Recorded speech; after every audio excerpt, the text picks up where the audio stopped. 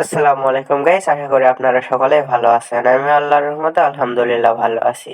আজকে আমার বড় বোন ফুচকা বানিয়েছে নিজ হাতে, সেই ভিডিওটি আমি আপনাদের সঙ্গে শেয়ার করব এখন।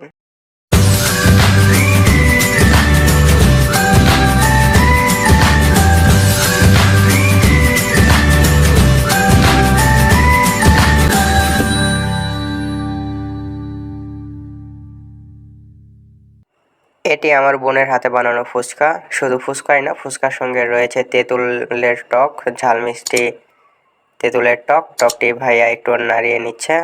ঝাল মিষ্টি তেঁতুলের টক, কিন্তু টকটি অনেক ঝাল হয়েছিল।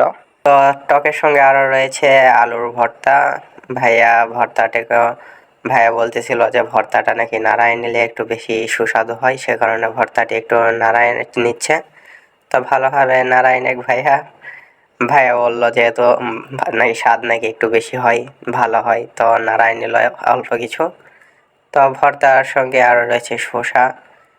ফুচকার সঙ্গে শসা দিলে খারাপ লাগে না, শসাটিও ভালোই লাগে, সুস্বাদু, অনেক সুস্বাদু মনে হয়। তো আরও রয়েছে ডিম এবং ফুচকার কিছু গুঁড়ো গুঁড়ো করা ঝুড়ো আর কি। তো ভাইয়া বলতেছিল যে একটা ফুচকা তিনি ট্রাই করে কমেন্ট করে, মানে ফুচকা কীরকম হয়েছে সেই বিষয়ে একটু বলবে।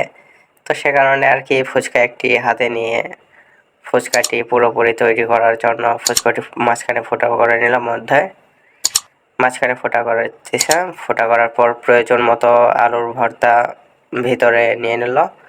তো প্রয়োজন মতো নেওয়ার পর প্রয়োজন মতো আলুর ভর্তা নিল। এরপর কী নিবে বুঝতে পারতেছে না, আমি বললাম যে শসাটি নিতে। তো সে কারণে পরিমাণ মতো কিছু শসা নিয়ে নিল, ভালোভাবে ভিতরে ভিতরে ভালোভাবে ঢোকানোর পর কিছু ঝুড়ো নিল আর কি, ফুচকার ঝুড়ো নেওয়ার পর পরিমাণ মতো একটু ডিম নিয়ে নিল। পরিমাণ মতো ডিম নেওয়ার পর টক নিল, একটু তেঁতুলের টক। এরপর আর একটু ডিম নিল, নিয়ে আমার ভাইয়ার হয়ে গেল ফুচকা রেডি।